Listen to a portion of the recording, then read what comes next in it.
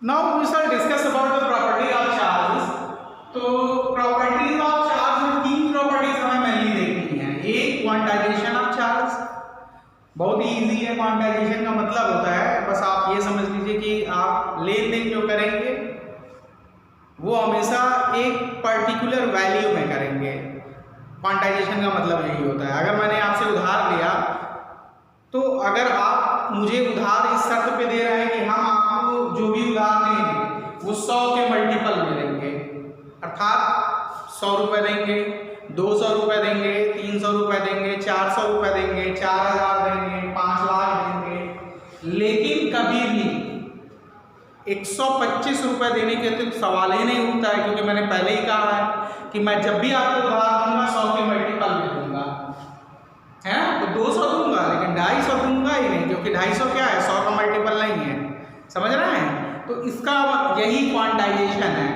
ठीक, उसके बारे में हम चर्चा करेंगे। तो प्रॉपर्टी ऑफ चार्ज में सबसे पहली और सबसे इंपॉर्टेंट जो प्रॉपर्टी हम पढ़ेंगे, ये पहली प्रॉपर्टी वो है क्वांटाइजेशन ऑफ चार्ज। क्या होता है इसका मतलब आप समझिए, क्वांटाइजेशन ऑफ चार्ज। पहले मैं डेफिनेशन लिखवाता हूं, उसके बाद आपको अच्छे से समझा दूंगा। देखो, जो चार्ज प्रोड्यूस होता है उसके बारे में हमने आपको बताया क्यों प्रोड्यूस होता है, ड्यू टू लॉस और गेन ऑफ इलेक्ट्रॉन, है ना। चार्ज क्यों प्रोड्यूस हुआ, ड्यू टू लॉस और गेन ऑफ इलेक्ट्रॉन, इसके बारे में हमने पहले डिस्कस कर दिया।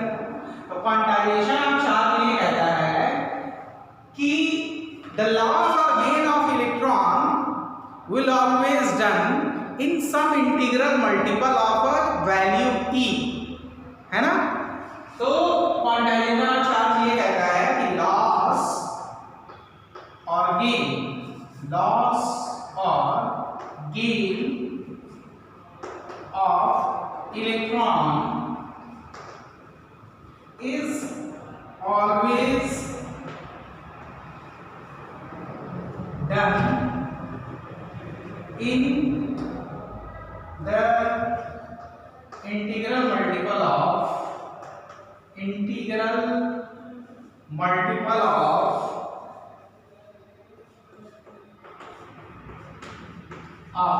a quantity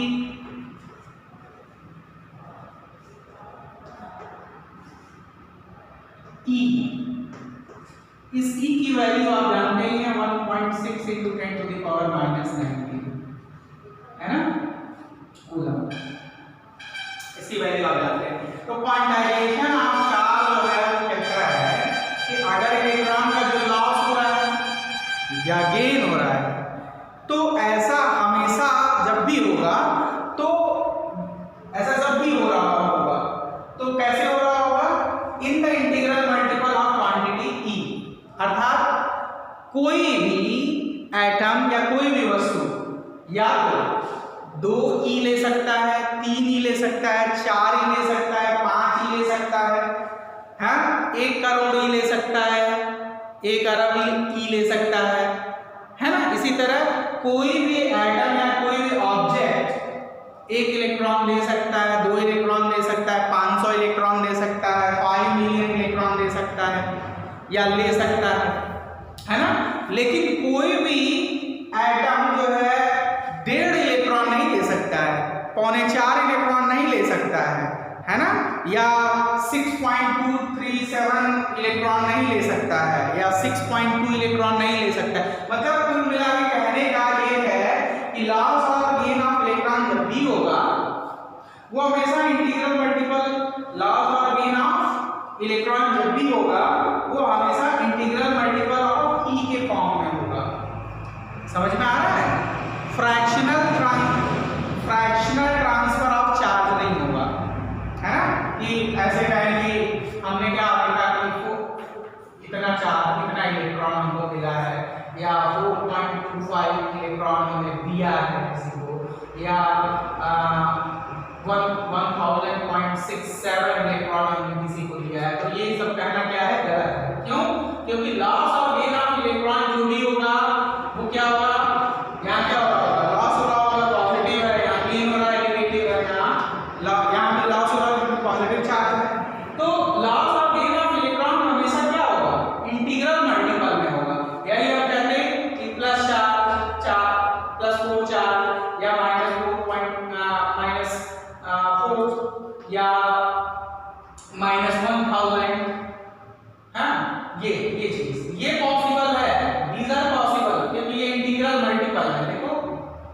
एक फ्रैक्शन नहीं है, ठीक है। तो दीज आर पॉसिबल, लेकिन ये फ्रैक्शनल चार्जेस पॉसिबल नहीं है। तो क्यों नहीं है, इस पे हम लोग बात कर लेते हैं। क्वांटाइजेशन का मतलब समझ में आ गया ना, कि क्वांटाइजेशन का मतलब ये होगा कि loss of gain of electron या चार्जेस, या इसको ऐसे भी लिख सकते हैं कि charge produced on any body always in the integral multiple of quantity e. इसको दूसरे तरीके से ये चीज आपको समझ में आ गई ना, फ्रैक्शनल चार्ज का लॉस ऑफ गेन नहीं हो सकता है। क्यों नहीं हो सकता, उस पर हम डिस्कस करेंगे। इसी स्टेटमेंट को दूसरे तरीके से आप लिखना चाहें तो कैसे लिख सकते हैं, सेकंड तरीके से, कि charge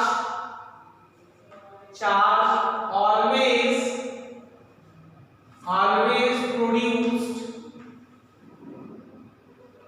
on any body in integral multiple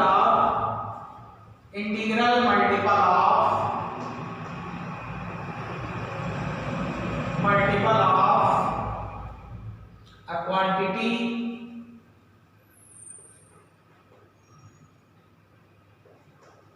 E। यहाँ E की वैल्यू आपको कितनी रखनी है, 1.6 into 10 to the power minus 19 coulomb, ऐसे भी लिख सकते हैं। यानी कुल मिला के जाए तो Q is equal to आपको क्या मिलेगा, plus minus n E। Integral n क्या है, इंटीग्रल मल्टीपल है, n क्या हो सकता है, 1 2 3 से लेके कहां तक जा सकता है, इंफिनिटी तक जा सकता है, ठीक है। और ये प्लस माइनस इसलिए लगाया है कि अगर इलेक्ट्रॉन दे रहा है, तो अगर इलेक्ट्रॉन दे रहा है यानी पॉजिटिव चार्ज जब प्रोड्यूस होगा तो ये वाला लेंगे, और इलेक्ट्रॉन ले रहा है तो नेगेटिव चार्ज प्रोड्यूस होगा तो ये लेंगे। E की वैल्यू आप जानते हैं। तो यहाँ यही चीज मैं आपको समझा रहा हूँ कि Q is equal two plus minus Ni। ये बहुत इंपॉर्टेंट फार्मूला है, क्वांटाइजेशन को प्रूव करता है कि हमेशा जो चार्ज प्रोड्यूस होगा किसी बॉडी पे वो इंटीग्रल मल्टीपल ऑफ E होगा, है ना। कभी भी टूटा हुआ इलेक्ट्रॉन यानी फ्रैक्शनल इलेक्ट्रॉन ट्रांसफर नहीं होता है। क्यों नहीं होता है, इस पे अभी हम लोग चर्चा करेंगे। चलो पहले दो छोटे छोटे क्वेश्चन कर लेते हैं। ये हो गया, चलिए ये क्वेश्चन लिखते हैं। क्वांटाइजेशन ऑफ चार्ज को क्लियरली बता दिया आपको क्या होता है। Law of gain of electron is always done in integral multiple of quantity E, है, इसकी वैल्यू आप जानते हो। तो हम एक छोटा सा क्वेश्चन लेते हैं कि how much charge will produce, how much charge will produce how much, है ना, charge will produce when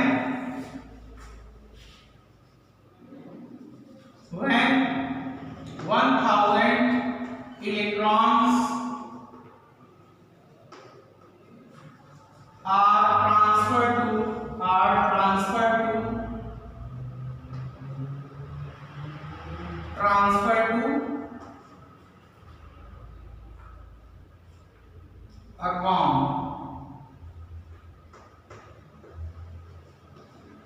ठीक है। एक कॉम पे 1000, देखो फ्रिक्शनल वाला ये मामला है, फ्रिक्शनल चार्ज प्रोड्यूस करने का। बाल झाड़ रहे हैं, बाल झाड़ने पे क्या होगा, आपके बाल के इलेक्ट्रॉन कॉम पे आ गए, कितना इलेक्ट्रॉन कॉम पे आया, 1000, है ना। तो आप बताइए कॉम पे टोटल चार्ज कितना आया। तो आप क्या लिखेंगे यहाँ, Q is equal two plus Ne। क्यों, क्योंकि इलेक्ट्रॉन कॉम ने गेन किया है, तो उसमें चार्ज कैसा आएगा, नेगेटिव, सॉरी पॉजिटिव, सॉरी उल्टा बोल दिया, गेन किया है ना। तो जब गेन किया है उसमें कैसा आएगा, नेगेटिव, है ना। तो कॉम पे चार्ज क्या होगा, इतना n की वैल्यू यहां दी हुई है, कितना ट्रांसफर हुआ है 1000, और ये आप जानते हैं तो नेगेटिव n हो गया 1000 और E की वैल्यू है 1.6 × 10 to the power minus 19। तो वैल्यू आपकी कितनी आ जाएगी, यहाँ पे 1.6 और इसमें से 10 to the power 3 घटाएंगे तो ये हो जाएगा 10 to the power minus 16। तो इतना चार्ज जो है, इतना कूलम चार्ज उस फॉर्म पे प्रोड्यूस होगा। तो पहली चीज आपने ये सीखा कि Q इज इक्वल टू हम माइनस N लिखते हैं, कब,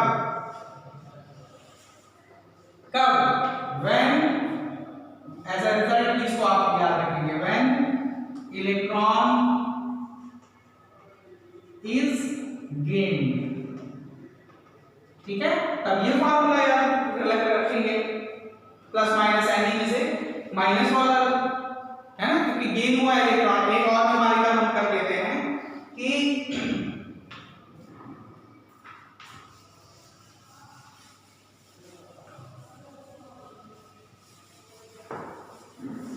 एक और न्यूमेरिकल करते हैं।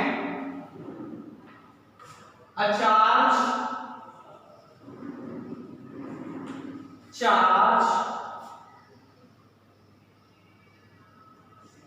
produced on a body is 3.2 into 3.2 into 10 to the power minus 4 coulomb when it transfers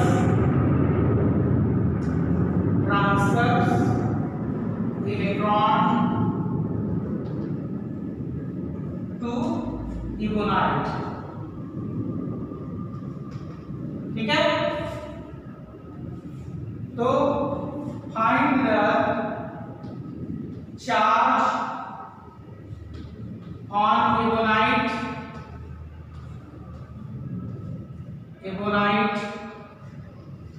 and total electron lost by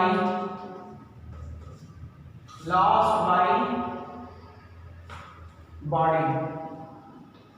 देखो बॉडी ने क्या किया है, इलेक्ट्रॉन लॉस किया है, और कितना चार्ज इसके ऊपर प्रोड्यूस हुआ है। सबसे पहले तो यही देख लें कितना चार्ज प्रोड्यूस हुआ है।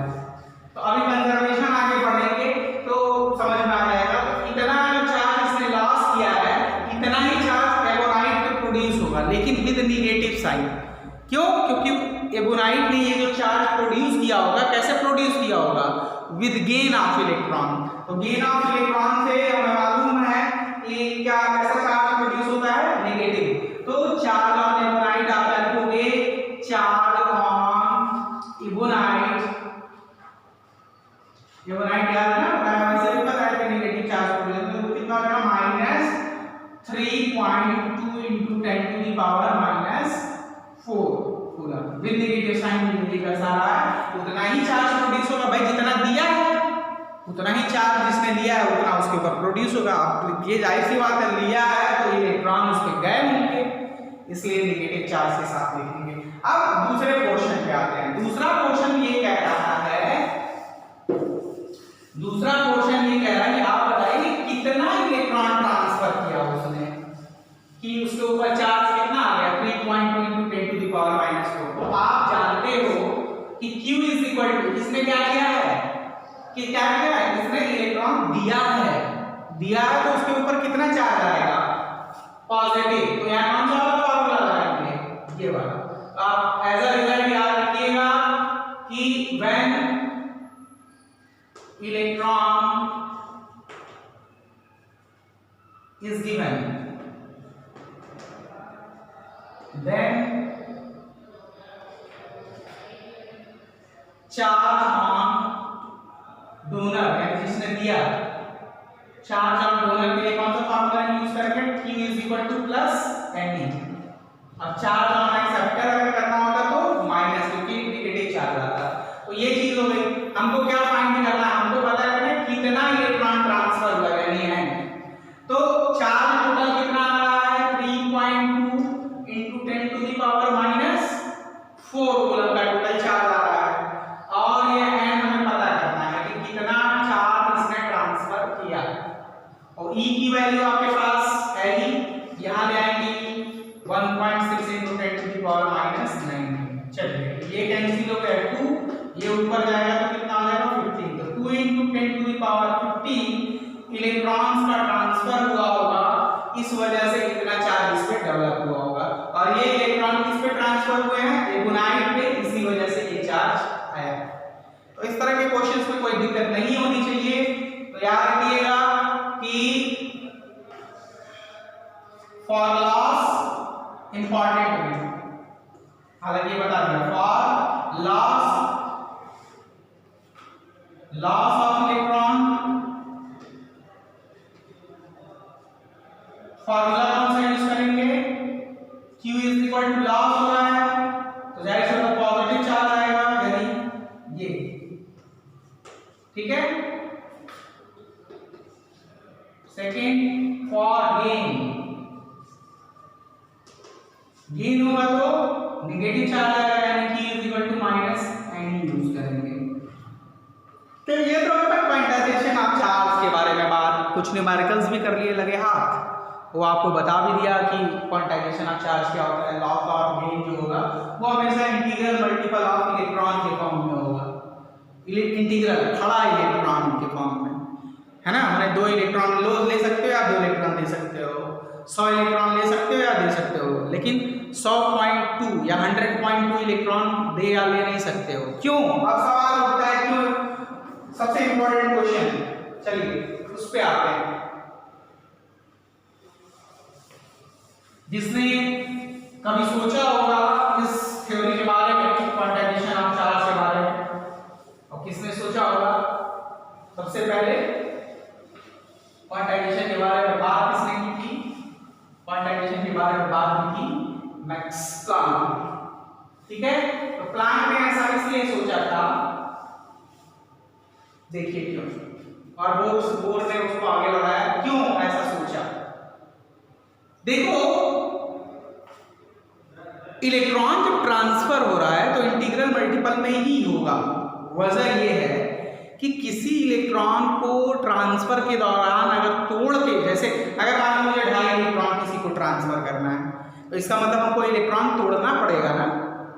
और आप जानते हो कि किसी इलेक्ट्रॉन को या किसी एटम को या किसी सब एटॉमिक पार्टिकल को तोड़ने के लिए एनॉर्मस अमाउंट ऑफ एनर्जी की जरूरत होती है ना। और इतनी एनर्जी किसी न्यूक्लियर प्रोसेस के दौरान ही मिल सकती है, न्यूक्लियर फिजन या फ्यूजन के दौरान मिल सकती है।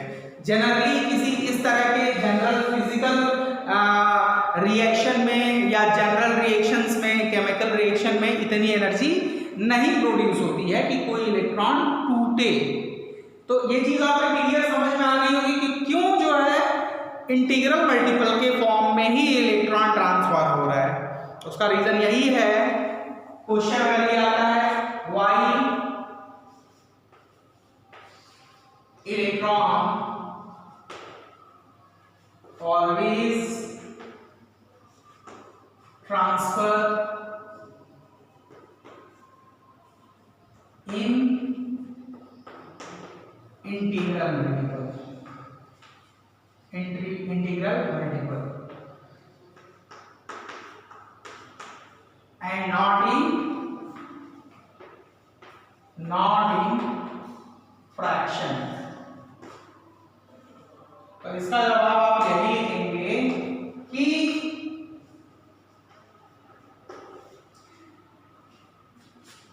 in order to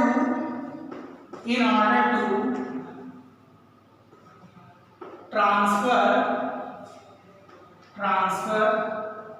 electron in fraction,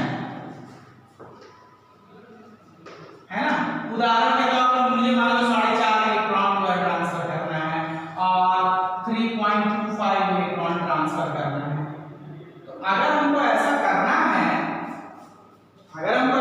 है हमको क्या करना पड़ेगा, एक इलेक्ट्रॉन को 4 इलेक्ट्रॉन तो ठीक है ट्रांसफर हो जाएगा, लेकिन ये आधा वाला इलेक्ट्रॉन अगर आपको ट्रांसफर करना पड़ेगा तो उसको तोड़ना पड़ेगा। ठीक इसी तरह 3 इलेक्ट्रॉन को हम ट्रांसफर कर लेंगे, लेकिन एक इलेक्ट्रॉन को क्या करना पड़ेगा, 4 टुकड़ों में डिवाइड करना पड़ेगा और उसमें से 1/4 को ट्रांसफर करना पड़ेगा। तो यानी यहाँ इलेक्ट्रॉन टूटेगा। in order to transfer electron in fraction we have to break electron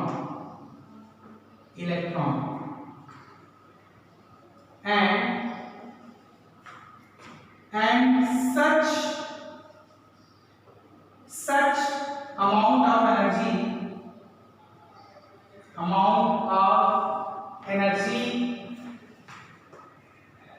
energy is not available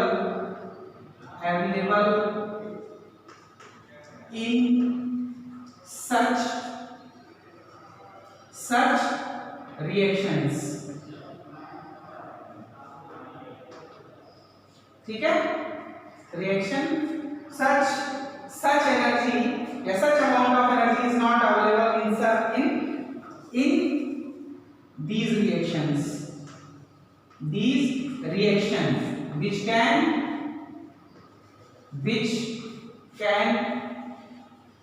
break electron, ठीक है। तो भैया इलेक्ट्रॉन हल्क है ना, बहुत ही शक्तिशाली, और उसको तोड़ने के लिए जितनी एनर्जी चाहिए वो आपके पास है नहीं।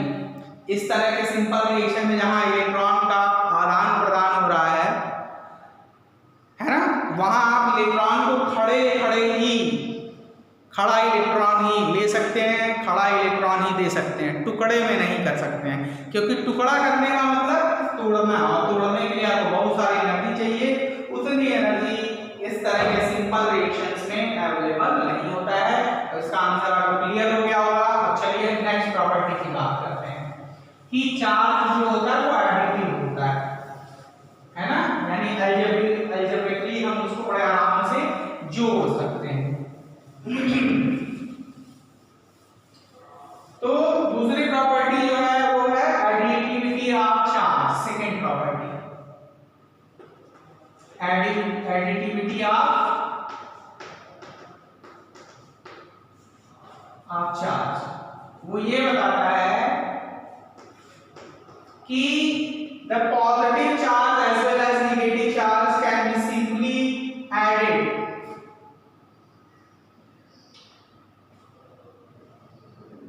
है ना, can be simply added like scalars, है ना।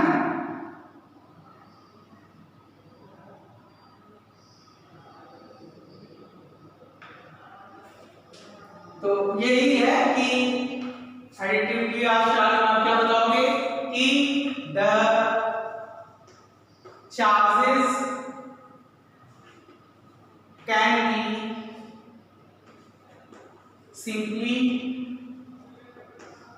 simply added to find the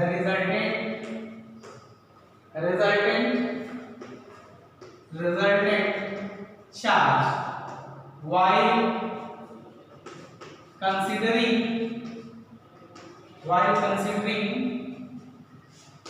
their sign, है ना। बड़े आराम से इस चीज को आप समझ जाओगे।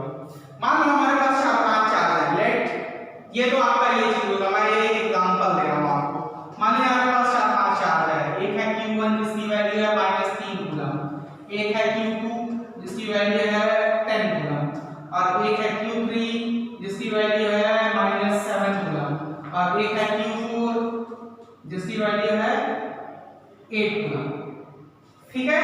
Now according to additivity of charge, the resultant of these charges, इसकी मान लो रिजल्टेंट कितना है, Q है, Q is the resultant, तो Q is equal to हम क्या लिखेंगे, बस Q1 Q2 Q3 Q4, है ना। अगर आगे भी चार्जेस होते तो Q5 Q7 Q8 Q9 जो भी है, यही आपका क्या है एडिटिविटी ऑफ चार्ज।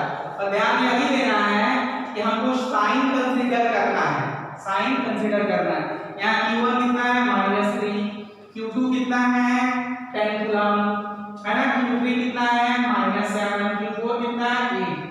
अब सारे पॉजिटिव एक साथ जोड़ लो तो कितने हो जाएंगे 18, और सारे नेगेटिव एक साथ यानी -10, तो कितना आ गया आंसर हमारा 8 कूलम। तो ये principle of additivity of charge ये बताता है कि हम चार्जेस को ऐड कर सकते हैं सिंपली मैथमेटिक्स की तरह ही। बस हमें ये ध्यान रखना होगा कि कौन सा चार्ज नेगेटिव है कौन सा पॉजिटिव है, ठीक है। तो ये दूसरी प्रॉपर्टी के बारे में हमने डिस्कस कर लिया, it's a very simpler one. अब हम तीसरे पे चलते हैं जिसे समझने में थोड़ी सी परेशानी होगी, लेकिन कोई दिक्कत नहीं होगी। अभी जिन लोगों ने पहले ही कंजर्वेशन के बारे में पढ़ रखा है उनके लिए कोई दिक्कत नहीं है। तो चलिए अब सबसे इंपॉर्टेंट और यूनिवर्स के सबसे इंपॉर्टेंट प्रॉपर्टी के बारे में पढ़ते हैं, यानी हम पढ़ेंगे अब कंजर्वेशन ऑफ चार्ज के बारे में।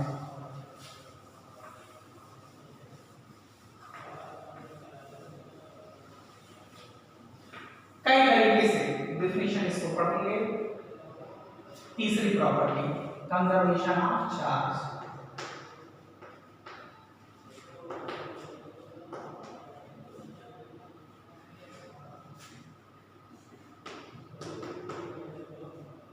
एक आइसोलेटेड सिस्टम का मतलब ये होता है कि हमने एक सिस्टम जनरेट कर रखा है जिसमें कोई डिस्टरबेंस बाहर से नहीं हो सकती है ना। मतलब इस कमरे में अगर 32 बच्चे हैं तो इस कमरे के बच्चों की संख्या क्या है, कंजर्व है, ना तो बढ़ सकते हैं ना घट सकते हैं, क्योंकि इस कमरे में टोटल कितने स्टूडेंट्स रजिस्टर्ड हैं, 32, और 32 ही यहाँ मौजूद होंगे। तो ये आइसोलेटेड सिस्टम है। लेकिन अगर हम दरवाजा खोल के गए हैं बगल वाली क्लास से भी, यहाँ पर 4 लड़के इधर आ जाओ, तो ये सिस्टम आइसोलेटेड नहीं रहेगा, क्योंकि अब हम 4 बच्चों को बाहर से बुला सकते हैं, ठीक है, और यहाँ से 8 बच्चों को बाहर भी भेज सकते हैं। तो ये अनआइसोलेटेड सिस्टम हो गया। आइसोलेटेड सिस्टम में बाहर की जो भी फिजिकल कंडीशंस हैं उनका प्रभाव ये जो हमारा आइसोलेटेड सिस्टम है उस पर नहीं पड़ता है। तो किसी आइसोलेटेड सिस्टम का चार्ज जो होता है वो हमेशा कंजर्व होता है। मतलब चार्ज नाइदर, मतलब आप ऐसे समझिए कि पहला तरीका ये है, charge neither be created nor be destroyed. ना तो चार्ज आप क्रिएट कर सकते हैं और ना ही डिस्ट्रॉय कर सकते हैं। You can only generate charge by loss of gain, है ना। आप पैदा नहीं कर सकते हैं चार्ज को, आप करते क्या हैं, आप क्या करते हैं, लॉस ऑफ गेन की वजह से जो है चार्ज को क्या करते हैं, चार्ज को एडियर कराते हैं। तो कंजर्वेशन ऑफ चार्ज ये बताता है कि पहली चीज इन एनी आइसोलेटेड सिस्टम, अभी एक चीज हम आपको समझाते हैं, in any isolated system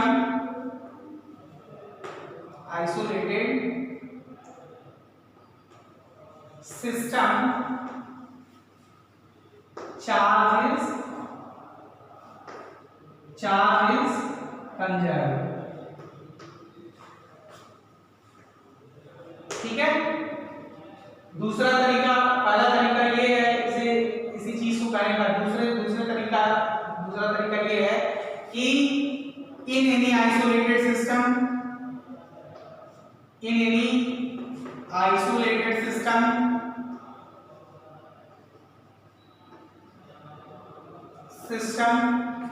the resultant charge, the total charge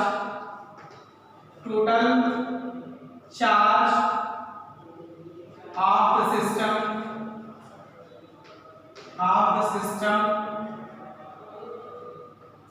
is always zero। देखो, चाहे ये कहो ये भी कि in any isolated system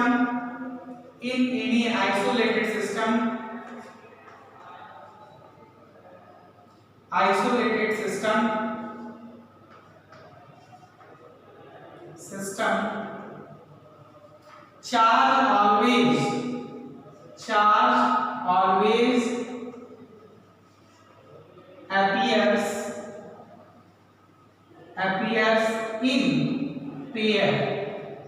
appears in opposite pairs। इसको कहने का मतलब ये है कि अगर कहीं पॉजिटिव 2 चार्ज प्रोड्यूस होगा ना किसी सिस्टम में, तो जाहिर सी बात है -2 कूलम चार्ज भी प्रोड्यूस होगा। अकेले पॉजिटिव 2 कूलम चार्ज नहीं प्रोड्यूस हो सकता है कभी भी। अगर पॉजिटिव 2 कूलम चार्ज कहीं प्रोड्यूस हुआ है तो -2 कूलम चार्ज भी प्रोड्यूस होगा। तो इन any isolated system charge always appears in opposite pairs, ठीक है। सिंगल चार्ज कभी प्रोड्यूस नहीं होता, हमेशा पेयर में चार्जेस प्रोड्यूस होती हैं। अभी आपको ये चीजें समझाई जाएंगी। इसी से आप देख लीजिए, तो उस आइसोलेटेड सिस्टम का टोटल चार्ज कितना होगा, Q = Q1 + Q2 यानी 0, जो इसको प्रूव कर रहा है ना। और किसी सिस्टम का टोटल चार्ज कंजर्व होता है। कंजर्व यानी शुरुआत कंजर्व होने का मतलब क्या हुआ कि इनिशियल, इसी चीज को आप कह सकते हैं initial charge is equal to, और initial charge is equal to, इसी चीज को आप ऐसे लिख सकते हैं initial charge is equal to final charge, final charge. छोटे में कह रहे हैं तो QI is equal to QF, यानी QI क्या है, initial charge is equal to final charge. तो इनिशियली चार्ज क्या है, 0, और बाद में भी जब चार्ज प्रोड्यूस हो गया तो फाइनल चार्ज में क्या आएगा, दोनों को जोड़ के 0 ही है ना। तो और चौथा तरीका वही है कि चौथा तरीका जो है वो वही पुराना तरीका है इन any isolated system charge neither be created nor be destroyed, है ना। यहाँ इट कैन बी लॉस और गेन, ठीक है, इस it can produce only by loss और गेन। तो चार्ज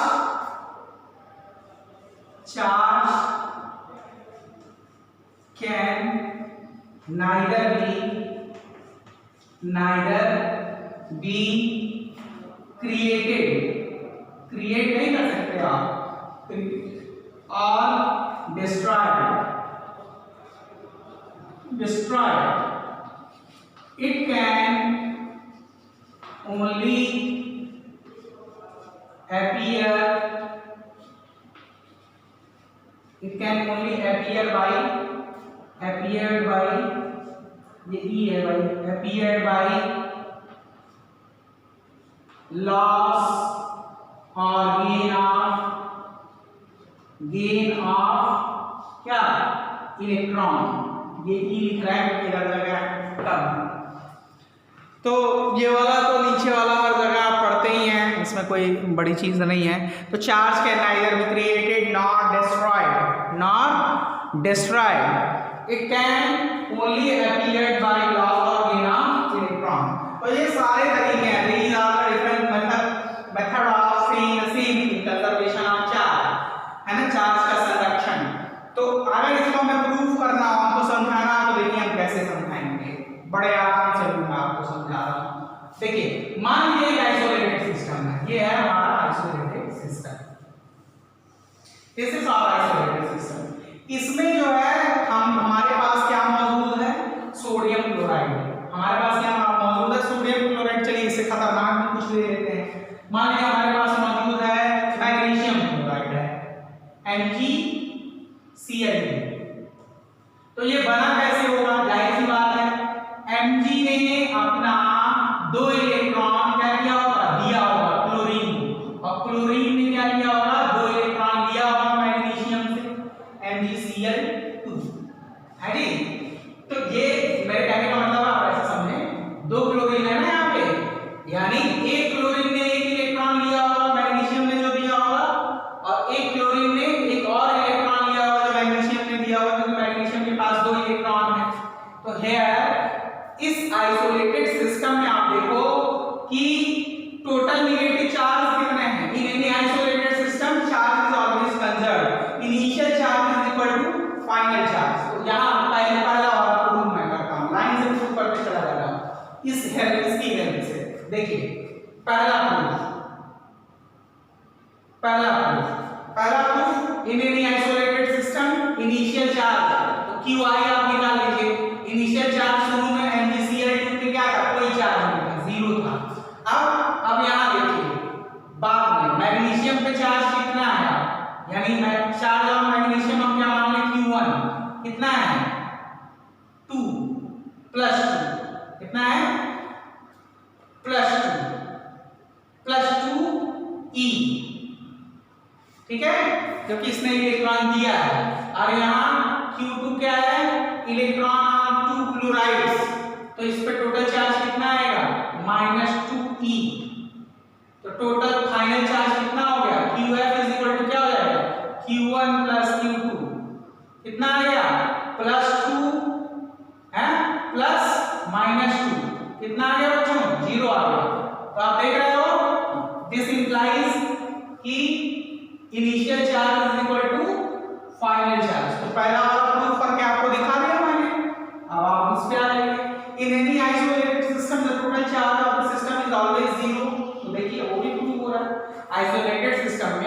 इनिशियली इस पे चार्ज कितना था, Q इज इक्वल टू 0, और यहाँ फाइनली इस पूरे सिस्टम का भी चार्ज कितना आ रहा है, 0।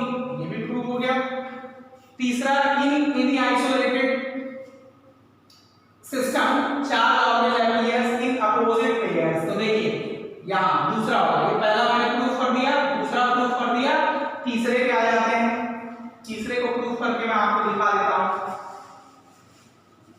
पहला दूसरा तो वैसे ही प्रूफ हो गया था, ये तीसरे को मैं प्रूफ करता हूँ। आप देखिए, charge on magnesium, charge on magnesium, इसको हम क्या मान रहे हैं, Q इनिशियल, है ना, या Q1 मान लीजिए। Q1 कितना है, +2 E, यही है ना। और आप साथ ही देख लीजिए, चार्ज ऑन 2 क्लोरीन, इसको मान लीजिए Q2, कितना है, -2 इलेक्ट्रॉन। तो देखिए, चार्ज किसी आइसोलेटेड सिस्टम में हमेशा पेयर में प्रोड्यूस होता है और अपोजिट पेयर्स में। देखिए, एक +2 और एक -2, तो इसमें भी कोई दिक्कत नहीं होनी चाहिए। तीसरा वाला भी आपको मैंने ठीक ठाक समझा दिया, इसमें कोई समस्या नहीं है। चौथा तो आप जानते ही हैं, चार्ज अपने आप कभी पैदा नहीं होता है। देख रहे हैं ना यहाँ कैसे पैदा हो रहा है, due to the loss of, ये मैग्नीशियम ने लॉस किया तो पॉजिटिव चार्ज गेन अपीयर हुआ है, और यहाँ क्लोरीन ने गेन किया है तो इसके ऊपर नेगेटिव चार्ज प्रोड्यूस हुआ है। तो ये कंजर्वेशन ऑफ चार्ज के बारे में मैंने आपको अच्छे से समझा दिया। कोई भी स्टेटमेंट लिखिए, चाहे ये लिखिए, ये लिखिए, ये लिखिए, ये लिखिए, सब कुछ सही है। अब आप आगे एक और प्रॉपर्टी आप चाहें तो लिख सकते हैं, हालांकि बहुत जरूरी नहीं है कि चार्ज के ऊपर वेलोसिटी का कोई प्रभाव नहीं पड़ता है। चार्ज के ऊपर जो है वेलोसिटी का कोई प्रभाव नहीं पड़ता है ना। चाहे आप 10 मीटर की रफ्तार से चल रहे हो, आपके ऊपर अगर 1 कूलम चार्ज है तो 1 ही कूलम रहेगा। आप लाइट की स्पीड से चलिए, आपके ऊपर 1 कूलम चार्ज है, तब भी आपके ऊपर 1 ही कूलम चार्ज रहेगा। तो चौथा प्रॉपर्टी चाहे तो आप लिख सकते हैं ये कि velocity does not affect charge, ठीक है, वो आप लिख लीजिएगा उसको। चलिए अगले चैप्टर में हम फिर कूलम्स लॉ की तरफ आगे बढ़ेंगे।